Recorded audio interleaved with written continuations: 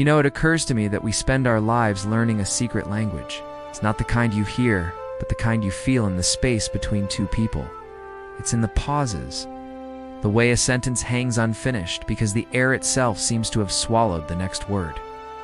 The way someone's posture changes when you enter a room, a subtle straightening of the spine, a shift in weight, as if their very skeleton is whispering. You. It's you. I think you've become fluent in the dialect of him. You can read the weather patterns of his mood in the tone of a single text message. You've memorized the topography of his silences. Which ones are comfortable? Which ones are lonely? Which ones are charged with everything he is refusing to say? And right now, you're stuck in one of those heavy-laden silences. Feels less like an absence and more like a presence. A solid thing you keep bumping into in the dark. So let's turn on a light, shall we? Not a blinding floodlight, but something softer. The kind of light you'd find in the kitchen at 4 a.m. where truths feel less like confessions and more like simple, tired facts. Here is the first fact. Your intuition, that quiet, knowing hum in your center, is not a liar. It is your oldest, wisest guide. It doesn't speak in paragraphs. It speaks in pulses. A quickening of your blood when his name appears. A sense of déjà vu so profound it feels like memory when you look into his eyes. A deep cellular relaxation when he's near, as if every part of you is sighing. Oh, there you are. I've been waiting. You have felt these things. You did not conjure them from the ether. They are the evidence of a connection that exists on a frequency logic cannot tune into. He has connected to you on that frequency and has thrown his entire internal world into static. Picture a man who, years ago, built a beautiful, intricate model ship inside a glass bottle. It's his heart. Sealed off, safe, a self-contained exhibit of past wounds and careful lessons. He's proud of it in a sad way. It proves he can be contained, orderly, undisturbed. Then you walked by. You didn't shake the table. You just breathed differently. Something in the pressure of your presence. The warmth of your ordinary, magnificent spirit caused a hairline crack in the glass. Just a tiny one. A sliver of light got in. For the first time in years, he felt a draft of fresh air on that old, still model. It terrified him, because the crack once there cannot be unseen. And deep down, he knows the only way to truly fix it is to break the bottle entirely. His retreat is not a rejection of you. It is a panic response to the feeling you evoke. It's too big. It doesn't fit the narrative of his life. He had a story written, The Man Who Learned His Lesson. It was a tragic, sturdy story. You stepped into it, and suddenly it felt like a cheap, flimsy prop. You offered a potential news story. The Man Who Loved Again. And that script is filled with lines he's terrified he'll flub, scenes he's sure he'll ruin. So he's stuck in the green room of his own life, pacing, muttering his old lines, too afraid to walk out onto the news stage where you're waiting. The complication everyone feels but no one names.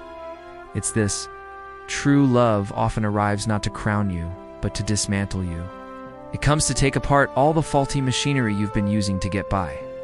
The machinery of self-protection, of transactional affection, of believing you are only as lovable as your most recent accomplishment. His machinery is grinding to a halt. Yours might be too. That's why this hurts. It's not a gentle rain. It's a system overhaul. I'm not ready is the most honest prayer he knows. What he means is, I am not yet the man I believe you deserve. And the gap between who I am and who I want to be for you feels like a canyon I don't have the tools to cross. He looks at his tools, his emotional coping mechanisms, his bank statements, his past failures, and sees only a dull spoon and some frayed rope. He doesn't see that love itself as the bridge. He thinks he has to build the bridge alone, then invite you across. This is where you are in the canyon. It's blossoming strangely. You're learning to name the flowers that grow in arid soil. Patience, self-respect, radical faith. On his side, it's all echoes and dust. He's shouting at his own walls, hearing only his voice bounce back, thinking it's the voice of reason. Your work, your sacred, infuriating, non-negotiable work, is to tend your own canyon wall, to plant those flowers, to build a life so interesting, so nourishing, so yours, that the view from your side is magnificent, regardless of what's happening over there. This is not about manifesting him. This is about becoming a person so whole that your wholeness becomes a silent, irresistible invitation. An invitation that says, "You are welcome here, in all your brokenness, but you may not bring your debris. You must leave your weapons at the door. Your fear, your shame, your old wars, check them with the coat rack. In here, we build with bare hands." How does that look? In the gritty, daily reality, it means when the ache for him comes and it will. A sharp, sudden twist in your solar plexus. You don't reach for your phone. You reach for your own hand. You place it right where it hurts, and you breathe into that spot. You say to yourself, "I know. I miss him too." It's okay to miss someone. You give the feeling dignity, not drama. Then you get up and you do the next thing. You make the coffee, sweat through the workout. You lose yourself in the flow of your work.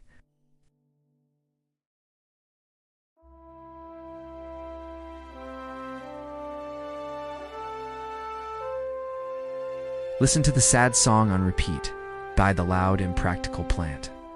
Live as if you are the only audience that matters, because right now, you are. Your joy cannot be a performance for a ghost.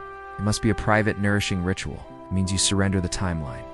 This is the hardest part. We want a map. We want a red X that says, "He will get his act together here." Life doesn't give those. It gives seasons. You are in the season of rooting.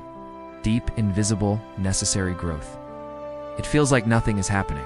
Everything is happening underground. His season is the thaw, messy, dripping with the meltwater of old frozen pain. You cannot rush a thaw. You can only trust the sun is working. So let's sit here in this season of rooting and really look at the soil. It's dark, isn't it? It's the kind of dark that feels endless. You're buried in it. But have you ever held a seed in your hand? It's a tiny, hard case of almost... It looks like nothing. It feels like a stone. All its intelligence, its blueprint to become a rose or an oak, is folded up tight inside, invisible. Right now, you are that seed. And this dark, this is not a prison. This is the container. This is what holds you while you do the most critical work of your life, the work of unfurling. This is where we get brutally, kindly honest about what that work entails. It's not just waiting prettily. It's the daily, gritty choice to believe in a future you cannot yet see, while honoring the truth of a present that often aches. It means on Monday, you will feel strong. You'll look at your canyon wall and see the buds of patience and think, "I've got this. I understand the assignment." By Wednesday, a wave of loneliness will hit you so hard, it will buckle your knees. You'll find yourself sitting on your bathroom floor, the cool tiles against your skin, wondering if you're a fool for believing in a love that speaks only in echoes. That doesn't mean you failed. It means you're human.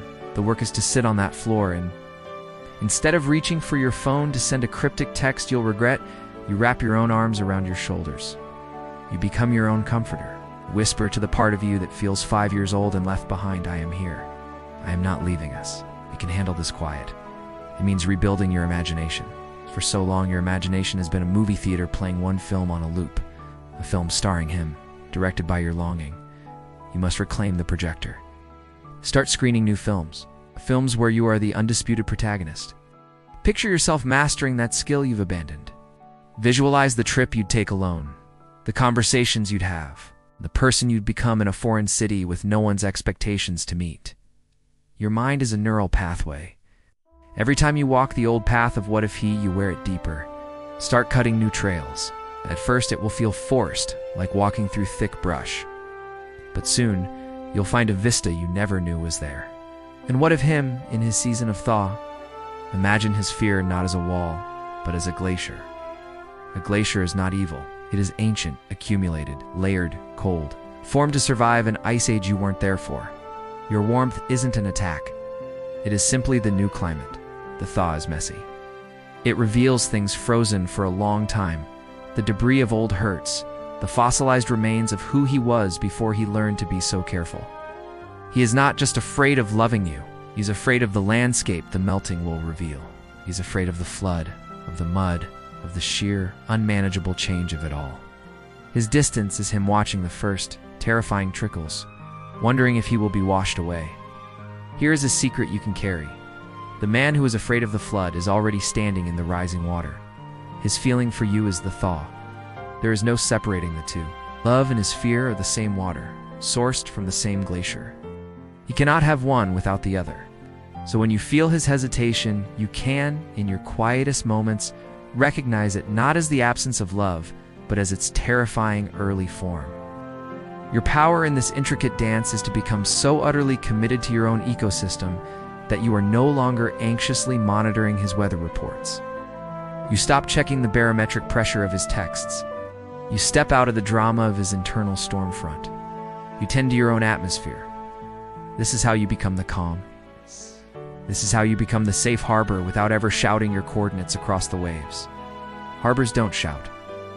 They are simply there, steady and deep, and sailors in any storm dream of finding them. This is the silent, potent language you are learning now. It's the language of your own completeness, speaking through your actions. It's the language of a woman who has met her own despair in the dark and said, "I will sit with you, but you do not get to steer." It's the language that says, "My joy is not a hostage waiting to be released by his decision."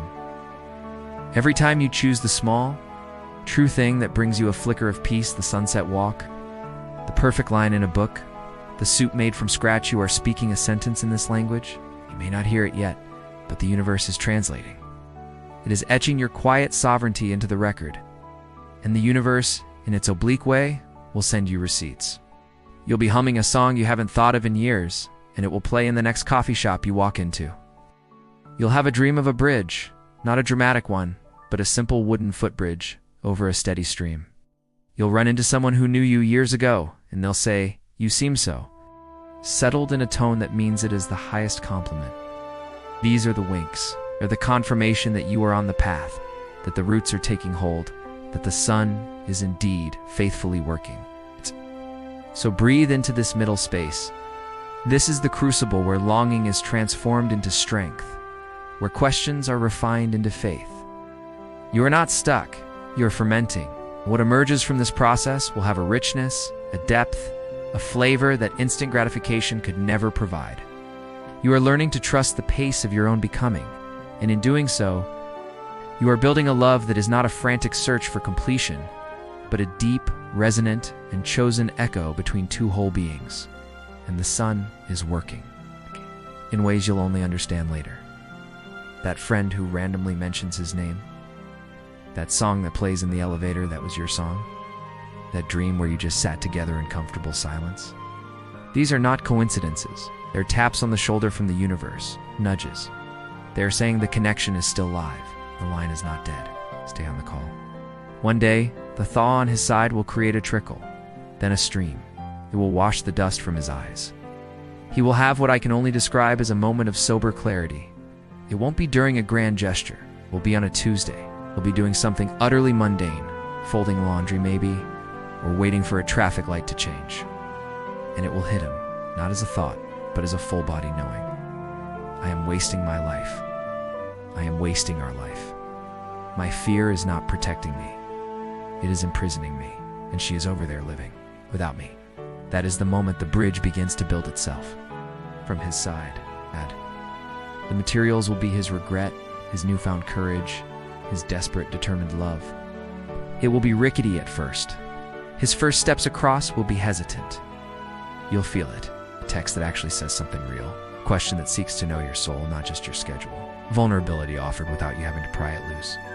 When that happens, your job is not to sprint onto the bridge. Your job is to stand firm on your beautiful, solid ground. To smile softly. To hold a space at your table for him, but not to clear the entire table. To welcome the man, not the fantasy. To see the effort in his shaking hands, and to say, with your calm, it's okay. Take your time. I'm not going anywhere. But you say this from a place of deep knowing that you could go anywhere. You are choosing to stay. This is the alchemy. You are turning your painful waiting into profound becoming. Every day you choose yourself. You are building a foundation so strong that whatever you place upon it, this love or another, or a magnificent life lived, solo will stand unshakable. So tonight, when the quiet feels too loud, imagine this.